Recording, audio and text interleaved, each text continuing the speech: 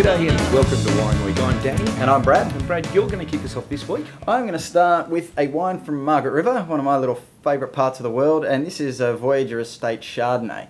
Now, some of the Chardonnays in Margaret River we've talked about before are fantastic, some of the best in Australia, and Voyager are putting their hand up these days for one of the most reliably brilliant Chardonnays as well coming out of the area. And theirs is a little bit cheaper than some of the others too. This is the Voyager Chardonnay, comes in at around the mid-30s, and it is really a brilliant wine. It's a great example of Chardonnay done right, in the right balance. Not too much oak, not too much of the malolactic fermentation, which is the process that gives it that sort of buttery feel.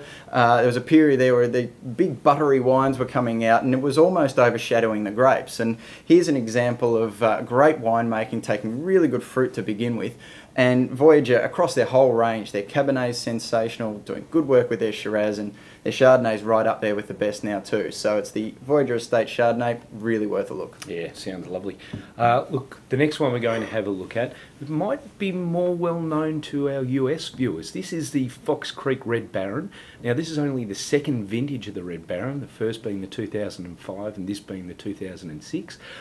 Comes in at under $20, but the reason I say it might be more well known to the US viewers is that, look, Fox Creek, a few years ago, they got a bit of a name for themselves in the state as a bit of a cult winery, and with very good reason. They've proved that they can do top end extremely well, and with the Red Baron they've proved that they can do kind of entry level wines just as ably. Now, you know, this is a McLaren Vale Shiraz, but it's still nice and big, it's still kind of jammy and plummy, blackberry kind of notes on it, but it's a great quaffer. You don't have to kind of throw it down for 5 to 10 years to get the best out of it, unlike, say, the top end of the Fox Creek range. So if you're looking for something that's just going to go on the barbie this weekend, why not have a look at the Red Baron? Really interesting label and a very, very interesting and enjoyable wine. Yeah, it really is a fun wine made to be drunk now and enjoyed whenever you like. Yeah. I'm going to finish with another Shiraz, but this is from a completely different part of Australia. This one's from the Yarra Valley, and it's the Yeringberg Young Vine Shiraz.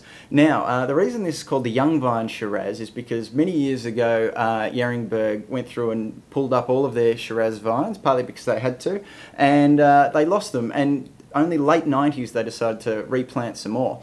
So the vines that went into making this Shiraz are only about 8 years, maybe 9 years old now, but it is producing remarkably good Shiraz for such young vines, to the point where I wouldn't expect the price on this wine to last very long. We picked this up for around $30.